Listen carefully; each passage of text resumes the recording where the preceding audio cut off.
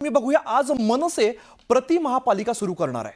महापालिका प्रशासनाचा कारभार सुरू असला तरी सुद्धा सर्वसामान्यांचे अनेक प्रश्न मार्गी लागलेले नाहीये। त्यामुळे अशा प्रश्नांना वाचा फोडण्यासाठी हे प्रति महापालिका सभागृह भरवण्यात येत आहे। या महासभेसाठी मनसेने सर्व राजकीय पक्षांना निमंत्रण दिलेलं होतं। भाजप मुंबई अध्यक्ष आशिष शेलार यांनी या पत्राला उत्तर दिलेलं आहे। ज्या उभाटा पक्षाने मुंबई महापालिकेत गेले 25 वर्ष पराकोटीचा भ्रष्टाचार केला, त्यामुळे निर्माण झालेल्या समस्यांनी आज अक्राळ विक्राळ रूप धारण केलंय। त्यांच्याबरोबर चर्चा करून काय साध्य होणार असा सवाल उपस्थित करत आपण यात सहभागी होणार नसल्याचं शेलारांनी सांगितलंय। आमच्या प्रतिनिधी प्रणाली कापसे सध्या आपल्या सोबत आहेत। प्रणाली, आज मनसेचं पहिलं महासभागृह सुरू होतंय, काय नेमकी तयारी दिसते, कशा प्रकारे कार्यक्रम असेल? खरं तर आपण बघितलं की गेले 3 वर्ष मुंबई महानगरपालिकेमध्ये जी राजकीय पक्षांची सत्ता असते ती अस्तित्वात नसल्यामुळे प्रशासक कारभार पाहत आहेत, परंतु त्यामुळे एक मोठी समस्या निर्माण झाली आहे।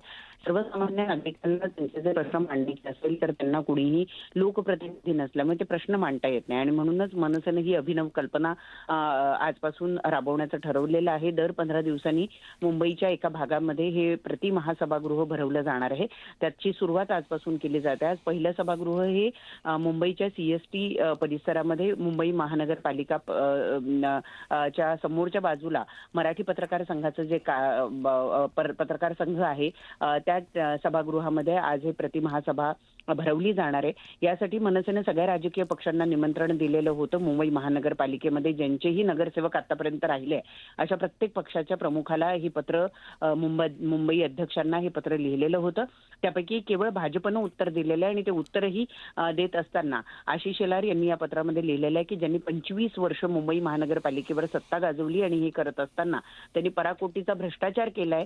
त्यांनी भ्रष्टाचार केल्यामुळे आज सगळ्या समस्यांनी अक्राळ विक्राळ रूप धारण केलेलं आहे। ते जर या चर्चेला येणार असतील तर त्यांच्यासमोर या सगळ्या चर्चा करून काय उपयोग, त्यापेक्षा आम्ही आमच्या पद्धतीनं जनतेचे प्रश्न लोकांपुढे मांडू, आणि त्यामुळे आजच्या या कार्यक्रमाला आम्ही येणार नाही अशा पद्धतीचं पत्र जे आहे ते आशिष शेलार यांनी मनसेला लिहिलेलं आहे। आणि यातून आता एक नवीनच वाद निर्माण होण्याची शक्यता आहे। साहजिक आहे की यामध्ये उभाठाला पूर्णपणे भ्रष्टाचारी ठरवलेलं असल्यामुळे उभाठा सुद्धा या पत्रावर आपली प्रतिक्रिया नक्कीच। त्यामुळे मनसेचं आज खरं तर पहिलं प्रति महासभागृह पार पडते, आणि या संदर्भात वेळोवेळी प्रणाली अपडेट्स घेत राहू। धन्यवाद या सगळ्या सविस्तर माहितीसाठी।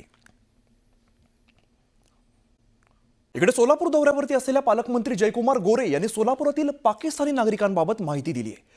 सोलापुरात 25च्या आसपास नागरिक आहेत, त्यातील 14 लोकांना परत पाठवण्यासारखी परिस्थिती आहे। ते नागरिक सिंधी आणि हिंदू आहेत। ज्या हिंदू बांधवांना पाकिस्तानमध्ये त्रास होतो त्या त्रासाला कंटाळून आलेले काही लोक असू शकतात। जर ते हिंदू असतील तर त्यांच्याबद्दल आपल्याला विचार करावा लागेल। या संदर्भात मुख्यमंत्री देवेंद्र फडणवीस यांच्याशी चर्चा करणार असल्याचं जयकुमार गोरे म्हणाले।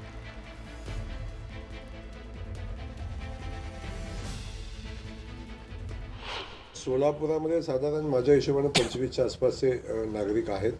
त्यामधले कायमस्वरूपी म्हणजे लॉंग टाईम विजाचे 10-11 लोक आहेत अशी माझी माहिती आहे, आणि 14 लोक जे आहेत की ज्यांना परत पाठवण्यासारखी परिस्थिती आहे।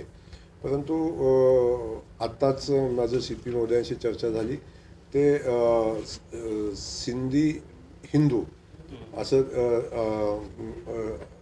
हिंदू आहेत असं त्यांनी माहिती मला आत्ताच दिलेली आहे। या संदर्भात मी माननीय मुख्यमंत्री महोदयांच्या माध्यमातून मी आता मुख्यमंत्री महोदयांशी बोलणार आहे।